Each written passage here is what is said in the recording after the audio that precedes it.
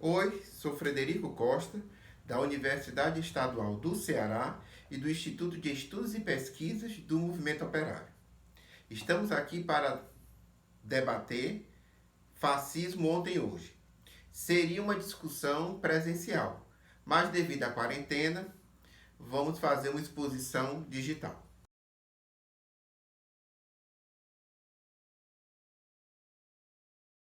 Bem, a ascensão nos últimos tempos de governos de extrema direita no mundo e no Brasil traz uma reflexão. Qual a natureza desses governos? São populistas?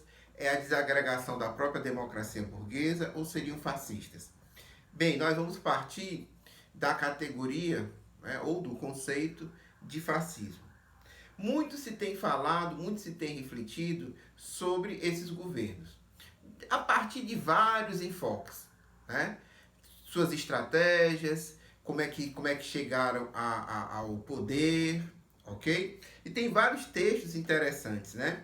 Por exemplo, tem esse aqui da Michiko Kakutani, A Morte da Verdade, que ela é militante do Partido Democrata Norte-Americano. Também temos outro texto interessante que vai tratar sobre isso, né? Do Mateu Dacona, Pós-Verdade, a nova guerra contra os fatos em tempos de fake news, né? Que vai discutir sobre as técnicas da extrema-direita. Tem também reflexões mais aprofundadas, né? Como, por exemplo, essa, como funciona o fascismo, né? A política do nós e eles, Jason Stanley, ok? Tem esse daqui de uma Madeleine Albright, Fascismo Alerta, né? Ela que é do staff superior do Partido Democrata Norte-Americano. Tem esse daqui de dois pesquisadores, né? É o Stephen Levitsky e Daniel Ziblatt, Como as Democracias Morrem, ok? Que vai tratar também da ascensão dos movimentos de extrema-direita. Tem também esse texto interessante, um pouco anterior a esses outros, Estado pós-democrático, neo-obscurantismo e gestão dos indesejáveis. Rubens Casara, tá certo? Que também é muito interessante, que vai falar sobre o caráter cada vez mais autoritário dos estados ditos democráticos. E também tem esse daqui que vai analisar as eleições, né, que elegeu esse nosso presidente que temos hoje no Brasil, Democracia em Risco. Democracia em Risco, né, de vários autores, né, de várias concepções políticas, principalmente do centro, né, que são interessantes, são importantes, levantam dados, mas nós vamos preferir uma análise marxista, né? Tendo como referencial textos marxistas. Desde o início, o fascismo vai surgir historicamente na Itália. E na Itália, a primeira grande reflexão sobre o fascismo foi de quem? Antônio Gramsci. Né? Aqui temos os escritos políticos dele e ele vai escrever vários artigos à época sobre o fascismo. Né? Aqui no livro está dizendo Socialismo e Fascismo, 1921 e 1922. Muito interessante as reflexões de Gramsci, porque ele viu o fascismo nascer e o Gramsci era secretário-geral do Partido Comunista e também discutiu como combater o fascismo. Uma outra reflexão muito interessante, que foi reeditada agora, nesse ano agora, no final do ano passado, é da Clara Zetkin, grande liderança do movimento feminista socialista alemã, certo? E foi uma das que sistematizou, certo? Uma primeira reflexão que inclusive serviu de base para os documentos da Terceira Internacional Comunista, discutindo não só a natureza do fascismo, mas como combatê-lo. Então, muito interessante. Agora, se destaca por uma série de fatores que não vamos entrar aqui em pauta, a obra do Trotsky.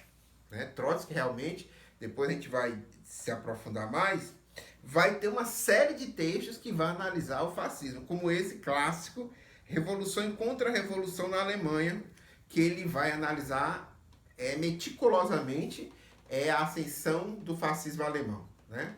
E a partir dessa particularidade, ele vai tirar lições universais. Ok? Ele fez isso, né? Escreveu vários textos, vários artigos, também refletiu sobre o fascismo na França, né? Aonde vai a França? Não só sobre o fascismo, mas a política dos partidos operários frente à ameaça do fascismo. E também diante, né, da Revolução Espanhola. O Trotsky também vai analisar o avanço de Franco e como é que se comportaram os setores burgueses e os setores operários. Também interessante é uma outra posição que não, vamos dizer assim, é de um ponto de vista mais teórico, médico, psicanalítico, a obra do Reich, né? Psicologia de Massas do Fascismo. Também muito interessante para entender o que é que move a mente de um fascista e das mentes fascistas. Temos também o texto aqui do clássico, né? De um pensador do Partido Comunista Italiano, ligado ao stalinismo, mas muito interessante, que são as lições do fascismo do Togliatti, né? E por último, tem também um do nosso, a gente não podia deixar de fora, do Leandro Konder, que escreveu esse texto aqui, Introdução ao Fascismo, certo? Que ultimamente foi editado pela Expressão Popular, ok? Eu tinha enviado para os participantes do grupo de estudo esse texto, um texto do Ernest Mandel, certo? É um marxista belga, que tem esse livro aqui, Trotsky como Alternativa, com o prefácio do Oswaldo Cogiola. E enviei o capítulo, né? Depois eu vou colocar à disposição, né, o acesso para quem tiver interesse acessar o texto, que é um texto sobre a concepção, a luta de Trotsky contra o fascismo. Esse é o texto que vai servir de base para a gente fazer esse diálogo, certo? Por quê? Olha que coisa interessante o Mandel vai dizer. A história do fascismo é ao mesmo tempo a história de sua teoria. Uma teoria adequada do fascismo era e permanece sendo a pré-condição para uma prática antifascista efetiva. Nós vamos dialogar com o texto e ao mesmo tempo vamos ver do que é que desse texto e das reflexões, né? Ele é um intérprete de Trotsky, essas reflexões são, se elas são atuais ou não, né? Então a primeira coisa que é básica, combater o fascismo hoje, ou movimento de extrema-direita, pressupõe uma teoria sobre o fascismo. Se você não conhece quem você deve combater, como é que você vai combater efetivamente? E ele vai dizer uma outra coisa interessante. O fascismo surgiu repentinamente e se estabeleceu imediatamente. Ele ameaçou primeiro as condições de vida e depois as próprias vidas de milhões, né? Quer dizer, o fascismo clássico, vamos dizer assim, principalmente o nazismo alemão e o fascismo italiano, conduziu à Segunda Guerra Mundial, né? Que pereceram milhões, ok? Ele vai dizer uma coisa interessante. O fascismo, a vitória da contra-revolução dos países imperialistas, foi tão difícil de conceituar quanto foi o stalinismo para o pensamento contemporâneo social, inclusive marxista. Mais uma vez, foi Trotsky quem, em sua explicação, mostrou estar décadas à frente de seus contemporâneos. Nenhum outro captou tão perfeitamente a natureza do fascismo, a ameaça que este representava para o movimento da classe trabalhadora e para a civilização humana. Por isso é que nós vamos partir da análise do Trotsky. Ok? Olha, se tivermos que fazer, vamos dizer assim, uma definição aproximativa do que é o fascismo, o que seria o fascismo enquanto fenômeno histórico? Para, inclusive, nos ajudar a compreender os movimentos de extrema-direita que hoje ou estão no poder, por exemplo, na Hungria, na Polônia, certo? Inclusive a Hungria e a Polônia são estados hoje católicos, são consagrados a santos católicos, né? Mas também a extrema-direita está nas Filipinas, a extrema-direita dominou até recentemente a Itália, por isso que está esse descalabro com o coronavírus da Itália. A extrema-direita cresceu através do partido Vox na Espanha. A extrema-direita está assassinando na Colômbia. E a extrema-direita, por meio de uma fraude eleitoral, elegeu o presidente Jair Bolsonaro, né? Mas vamos lá. O que é que nos diz Mandel sobre o fascismo? Ele vai dizer, o fascismo é o produto de uma severa e sistemática crise do capitalismo monopolista, imperialismo, onde a valorização normal do capital, sob condições de democracia parlamentar burguesa, é progressivamente minada. Então, o fascismo é uma resposta a uma crise profunda do capitalismo.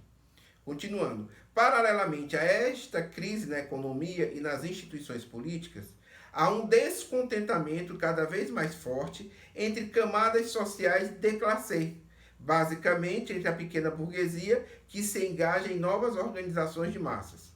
Estas operam inicialmente de forma autônoma, mas depois são usadas em grau cada vez maior pelo grande capital, em sua tentativa de destruir o movimento operário, organizado e de atomizar a classe trabalhadora. Esta seria, brevemente, a essência da teoria de Trotsky sobre o fascismo. Então, o fascismo envolveria necessariamente uma profunda crise capitalista. 2. A mobilização das camadas médias ou da pequena burguesia. E, terceiro, a tentativa, com essa mobilização, de destruir o movimento operário, de atomizar a classe operária, certo? Isso é uma coisa interessantíssima. Por quê? Olha aí.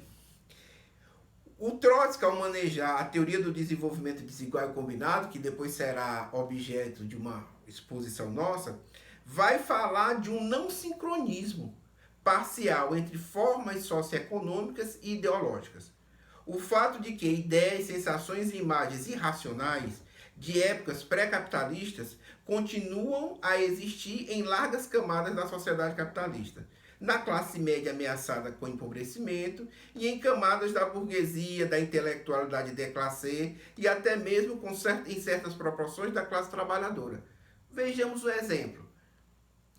O conservadorismo que existe nos setores de extrema-direita em qualquer país do mundo. Aqui no Brasil, ideias como terraplanismo, como criacionismo, intelectuais desclassificados, como por exemplo Olavo de Carvalho, que é astrólogo, ou pessoas que estavam há bem pouco tempo na penumbra, como é o staff do atual governo Bolsonaro, como o ministro da Educação, como a ministra que quer tratar de defender as mulheres e as famílias, está defendendo políticas contra as mulheres e a maioria das famílias trabalhadoras do Brasil. Então, esses setores, com essas ideias totalmente atrasadas, obscurantistas, se unem ao mesmo tempo numa perspectiva de uma modernidade que é a sociedade capitalista. Então, esses movimentos de extrema-direita, o movimento fascista, como Trotsky indicou, consegue congregar, aglutinar essas tendências totalmente disparatadas, que vai da teoria da conspiração até a necessidade de construir uma economia moderna, certo? O interessante, Olha só, a ideologia fascista e os agrupamentos políticos fascistas começaram a se desenvolver independentemente das necessidades imediatas da classe capitalista. A partir do momento em que a classe média, encurralada entre o poder do capitalismo monopolista e o poder dos sindicatos, integra-se à exasperação e à total desesperança.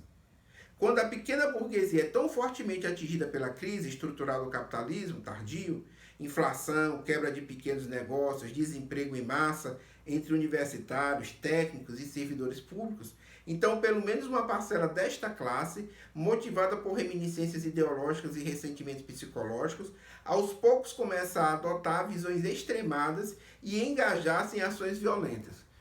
Vamos nos lembrar, a partir de 2013, 2015, o movimento de impeachment, até quando teve quando ocorreram os dois governos Lula, depois do primeiro governo Dilma, onde havia um crescimento econômico por uma série de contradições, vamos entrar aqui, certo? Que não é o tema, mas de certa forma todos ganhavam, vamos dizer assim, alguém ganhava muito mais, O capital financeiro, a grande burguesia, mas sobrava mais ou menos para todo mundo. Bem, quando começa o processo de crise capitalista, esses setores começam a perder. Quando começam a perder, começam a se lembrar, começam a aderir a teorias conspiratórias de que a gente estava no comunismo, ideologia de gênero, e outras bobagens, Mas essa é a forma de mobilização da pequena burguesia que o Trotsky identificou ao analisar o movimento fascista, Uma coisa interessante, olha só, por que a burguesia vai apoiar o fascismo. Não é uma coisa tão fácil, né? Do ponto de vista, o Mandel vai dizer assim, do ponto de vista dos interesses da classe capitalista, a longo prazo e da relativa estabilidade da sociedade burguesa, o regime burguês parlamentar é preferível a qualquer forma de ditadura, quanto mais a ditadura fascista. Olha só. Então, normalmente, a burguesia tende a uma democracia burguesa, mesmo a limitada como a brasileira, porque é melhor para a disputa entre as... Não é porque a burguesia é um amante da democracia como valor abstrato, mas simplesmente porque é a melhor forma de administrar a disputa entre as diversas frações da burguesia, né? Mas o que é que acontece? Continuando, a contradição objetiva do lado dos interesses da classe burgueses está no fato de que, apesar do preço social e político de uma ditadura repressiva, a longo prazo ser alto e perigoso, o preço a curto e médio prazo da manutenção da democracia pode, em certas condições, tornar-se intolerável. Por quê? Né? Por que, por exemplo, a burguesia apoiou o golpe no Brasil? Porque, no último momento, desviou o dinheiro, apoio político para a eleição de Jair Bolsonaro. Aqui ele vai dizer, nos países industrialmente desenvolvidos, não é o caso do Brasil, o Brasil é um país desenvolvido, atrasado, dependente. A democracia burguesa significa um movimento operário desenvolvido, grandes sindicatos, que por sua vez significa que a mercadoria força de trabalho é vendida não individualmente, mas coletivamente. Sob tais condições, o preço da mão de obra será mais elevado do que se os trabalhadores estivessem atomizados. Tá? Então, diante disso, ou seja, se você tem uma profunda crise econômica, como começou a ocorrer, a organização sindical dos trabalhadores, o que o Trotsky chamava da democracia operária, a organização dos trabalhadores do campo, a organização de mulheres, a organização dos movimentos LGBTs por seus direitos, a organização do movimento negro, a organização dos trabalhadores das populações rurais ribeirinhas, a organização dos indígenas, começa a atrapalhar a margem de lucro da burguesia, né? Então, o que é que acontece? O fascismo se torna o quê? O fascismo é a tentativa de destruir a totalidade do movimento proletário. Inclusive suas seções modernas e até mesmo os sindicatos amarelos. Ele constitui a tentativa de atomizar a classe enquanto tal, para atingir seu objetivo e evitar qualquer forma de venda coletiva da mercadoria força de trabalho. Ele tem que proibir, atacar e destruir até mesmo as formas mais elementares de organização de classe. Daí um elemento comum em todos os movimentos de extrema-direita no mundo. O profundo ódio à organização dos de baixo, das camadas subalternas. No caso específico do Brasil, o ódio à Central Única dos Trabalhadores, o ódio ao Partido dos Trabalhadores, o ódio ao PSOL, o ódio a qualquer forma de reflexão científica mais elaborada, de pensamento crítico, porque são formas de organização da maioria da população brasileira. Ora, se é necessário aumentar a taxa de lucro só aumenta com o aumento da exploração dos trabalhadores. Para isso, você tem que implementar uma reforma trabalhista. Mas uma reforma trabalhista, você tem sindicatos organizados. Então, você tem que combater os sindicatos. Para combater os sindicatos, você tem que inventar uma ideologia, em especial a ideologia anticomunista, de que eles querem dominar o mundo, que há uma ideologia de gênero, de que querem destruir a família. Percebem? Então, veja, tudo isso, todas essas mediações servem a um fim único. Manter a exploração do capitalismo e aprofundá-la, né? Ok? E então, é uma coisa mais interessante ainda, né? Como é que fica nessa situação? Significa que a pequena burguesia se mobiliza e a partir de então é ela que governa os destinos do país? Não, de jeito nenhum. A pequena burguesia, historicamente isso é comprovável, no franquismo, na Espanha, no salazarismo em Portugal, no fascismo italiano e no nazismo alemão. Que esses setores pequenos burgueses, os que eram pagos pelos grandes capitalistas, para se mobilizar, para quebrar sindicato, para acabar com greve, para perseguir trabalhadores, mulheres, qualquer forma de mobilização, Os líderes fascistas, a cúpula fascista e a extrema-direita chegar ao poder, rifaram esses setores.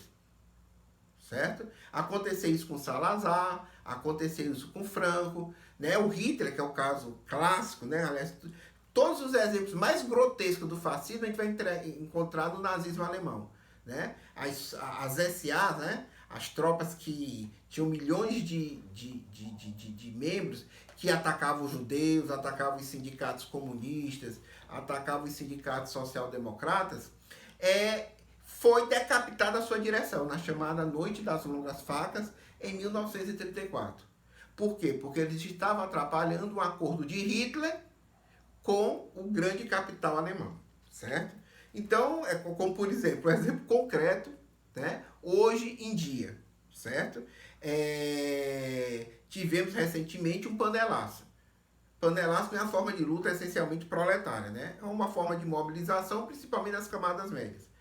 Esse panelaço foi utilizado capitaneado pelo movimento da extrema-direita, na época da Dilma e tudo mais, né?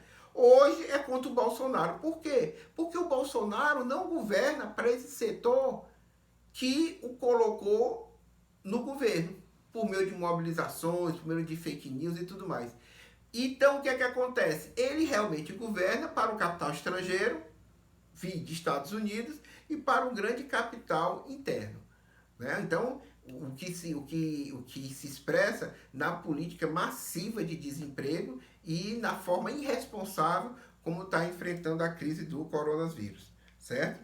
Bem, para encerrarmos, depois nós podemos aprofundar mais, diante dessa visão geral que o Trotsky colocou, como militante marxista, ele colocou uma proposta efetiva de combater o fascismo.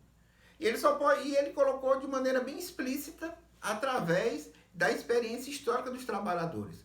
Você só combate o fascismo com a unidade de classe dos trabalhadores e das trabalhadoras. Bem, mas os trabalhadores e as trabalhadoras seguem diferentes correntes políticas. Geralmente, tanto na Itália como na Alemanha e como hoje no Brasil e boa parte do mundo, essas direções, vamos dizer assim, são reformistas, que é uma direção reformista, que não se confronta diretamente com o capital. Mas o Trotsky dizia, apenas uma frente única dos trabalhadores, independente de ser social-democratas, isso é, reformistas ou revolucionários, vai derrotar o fascismo. Né?